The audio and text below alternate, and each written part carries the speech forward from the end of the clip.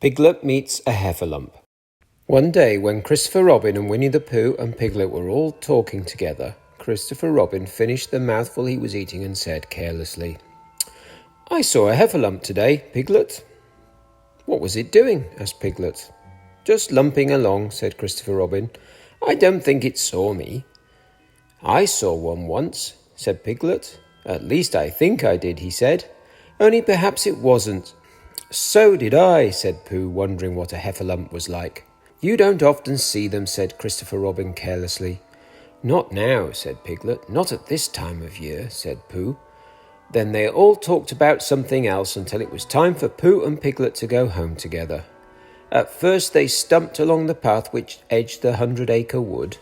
They didn't say much to each other, but when they came to the stream and had helped each other across the stepping stones and were able to walk side by side again over the heather, they began to talk in a friendly way about this and that, and Piglet said, "If you see what I mean, Pooh," and Pooh said, "It's just what I think myself, Piglet," and Piglet said, "But on the other hand, Pooh, we must remember," and Pooh said, "Quite true, Piglet, although I had forgotten it for the moment."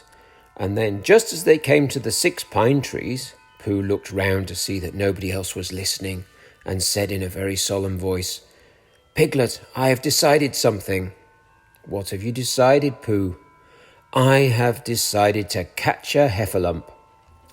Pooh nodded his head several times as he said this, and waited for Piglet to say, "How?" or "Pooh, you couldn't," or something helpful of that sort, but Piglet said nothing. The fact was, Piglet was wishing that he had thought about it first. "I shall do it," said Pooh, after waiting a little longer, "by means of a trap. And it must be a cunning trap, so you will have to help me, Piglet." "Pooh," said Piglet, feeling quite happy again, "I will." And then he said, "How shall we do it?" And Pooh said, "That's just it. How?" And then they sat down together to think it out. Pooh's first idea was that they should dig a very deep pit, and then the Heffalump would come along and fall into the pit, and... "Why?" said Piglet. "Why what?" said Pooh. "Why would he fall in?" Pooh rubbed his nose with his paw and said that the Heffalump might be walking along humming a little song and looking up at the sky wondering if it would rain, and so he wouldn't see the very deep pit until he was halfway down, when it would be too late. Piglet said this was a very good trap, but supposing it were raining already? Pooh rubbed his nose again and said he hadn't thought of that, and then he brightened up and said that if it were raining already, the Heffalump would be looking at the sky wondering if it would clear up, and so he wouldn't see the very deep pit until he was halfway down, when it'd be too late. Piglet said that now that this point had been explained, he thought it was a cunning trap. Pooh was very proud when he heard this, and he felt that the Heffalump was as good as caught already. But there was just one other thing which had to be thought about, and it was this: where should they dig the very deep pit? Piglet said that the best place would be somewhere where a Heffalump was, just before he fell into it, only about a foot further on. "But then he would see us digging it," said Pooh. "Not if he was looking at the sky." "He would suspect," said Pooh, "if he happened to look down." He thought for a long time and then added sadly, "It isn't as easy as I thought. I suppose that's why Heffalumps hardly ever get caught." "That must be it," said Piglet.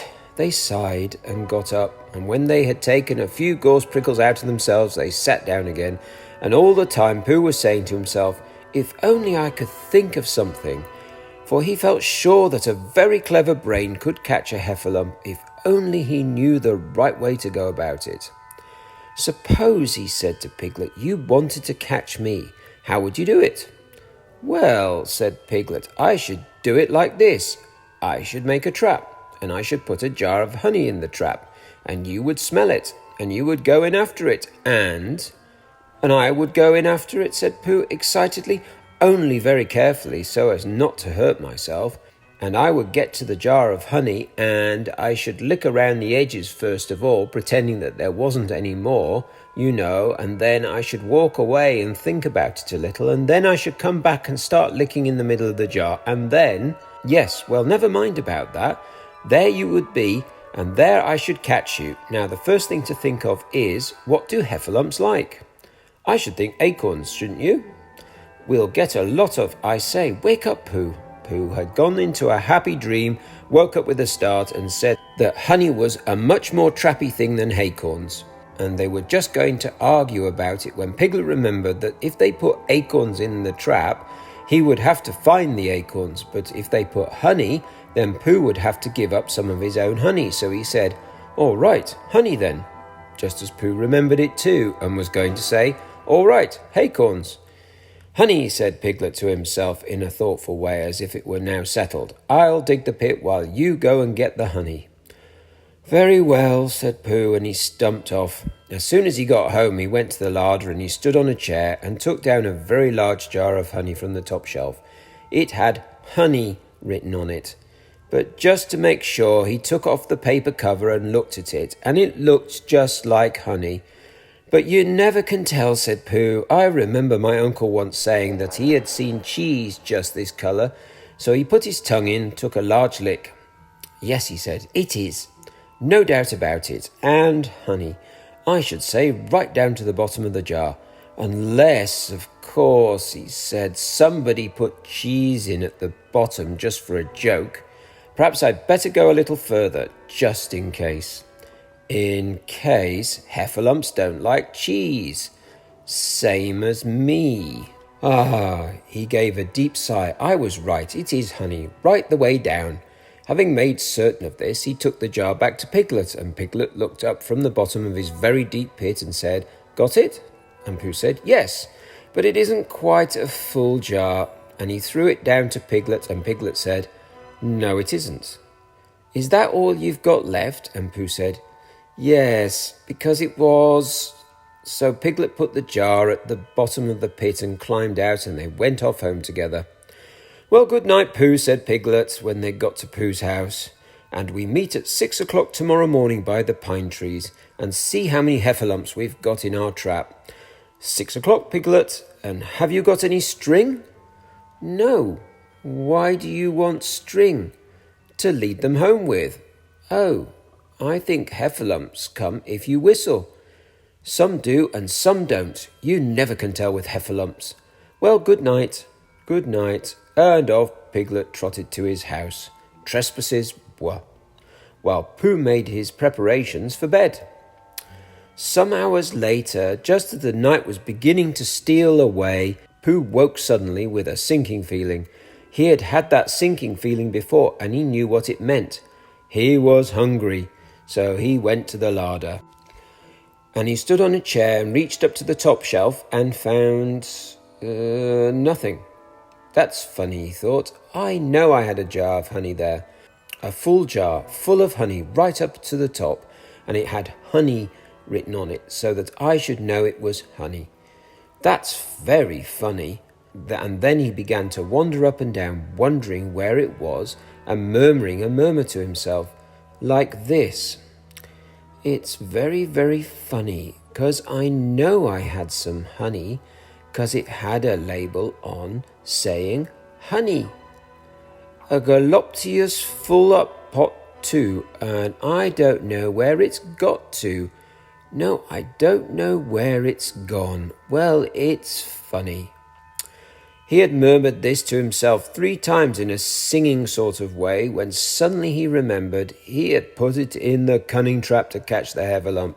It all comes of trying to be kind to Heffalumps, and he got back into bed. But he couldn't sleep.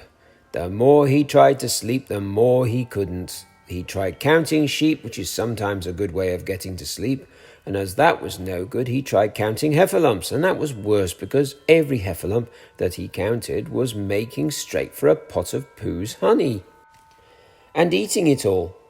For some minutes he lay there miserably, but when the 587th Heffalump was licking its jaws and saying to itself, "Very good honey this, I don't know where I've tasted better," Pooh could bear it no longer. He jumped out of bed, he ran out of the house, and he ran straight to the 6 pine trees. The sun was still in bed, but there was a lightness in the sky over the 100-acre wood, which seemed to show that it was waking up and would soon be kicking off the clothes. In the half-light, the pine trees looked cold and lonely, and the very deep pit seemed deeper than it was. And Pooh's jar of honey at the bottom was something mysterious, a shape and no more, But he got nearer to it. His nose told him that it was indeed honey, and his tongue came out and began to polish up his mouth, ready for it. "Bother," said Pooh as he got his nose inside the jar. "A Heffalump has been eating it." And then he thought a little and said, "Oh no, I did. I forgot." Indeed, he had eaten most of it, but there was a little left at the very bottom of the jar, and he pushed his head right in and began to lick. By and by, Piglet woke up. As soon as he woke up, he said to himself, "Oh." Then he said bravely, "Yes," and then still more bravely, "Quite so." But he didn't feel very brave, for the word which was really jiggetting about in his brain was Heffalumps. What was a Heffalump like? Was it fierce? Did it come when you whistled? And how did it come? Was it fond of pigs at all? If it was fond of pigs, did it make any difference what sort of pig? Suppose it was fierce with pigs. Would it make any difference if the pig had a grandfather called Trespassers William? He didn't know the answer to any of these questions, and he was going to see his first Heffalump in about an hour from now. Of course Pooh would be with him, and it was much more friendly with two, but suppose Heffalumps were very fierce with pigs and bears. Wouldn't it be better to pretend that he had a headache and couldn't go up to the 6 pine trees this morning? But then supposing it was a very fine day and there was no Heffalump in the trap, here he would be in bed all the morning, simply wasting his time for nothing. What should he do?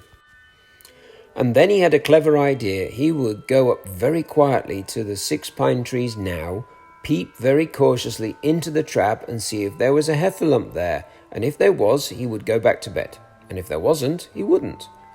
So off he went. At first he thought that there wouldn't be a Heffalump in the trap, and then he thought that there would. And as he got nearer, he was sure that there would, because he could hear it Heffalumping about like anything. "Oh dear, oh dear, oh dear," said Piglet to himself, and he wanted to run away, but somehow, having got so near, he felt he must just see what a Heffalump was like. So he crept to the side of the trap and looked in. And all the time, Winnie the Pooh had been trying to get the honey jar off his head. The more he shook it, the more tightly it stuck.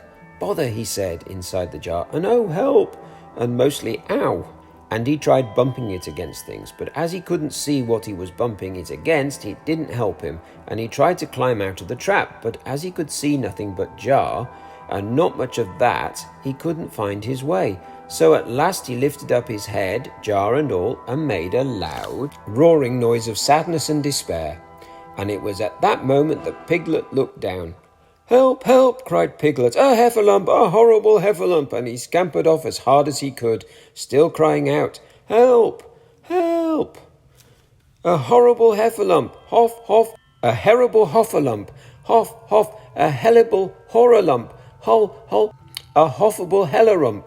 And he didn't stop crying and scampering until he got to Christopher Robin's house. "Whatever's the matter, Piglet?" said Christopher Robin, who was just getting up. "Heff," said Piglet, breathing so hard he could hardly speak. "A Heffalump." "Where?" "Up there," said Piglet, waving his paw. "What did it look like?" Like it had the biggest head you ever saw, Christopher Robin. A great enormous thing, like nothing. A huge, big, well, like an enormous big nothing. Like a jar." "Well," said Christopher Robin, putting on his shoes, "I shall go and look at it. Come on." Piglet wasn't afraid if he had Christopher Robin with him, so off they went. "I can hear it, can't you?" said Piglet anxiously as they got near. "I can hear something," said Christopher Robin. It was Pooh bumping his head against a tree root he had found. "There," said Piglet, "isn't it awful?" And he held on tight to Christopher Robin's hand. Suddenly Christopher Robin began to laugh, and he laughed, and he laughed, and he laughed. And while he was still laughing, crash went the Heffalump's head against the tree. Smash went the jar, and out came Pooh's head again. Then Piglet saw what a foolish Piglet he had been, and he was so ashamed of himself that he ran straight off home and went to bed with a headache. But Christopher Robin and Pooh went home to breakfast together. "Oh, Bear," said Christopher Robin, "how I do love you." "So do I," said Pooh.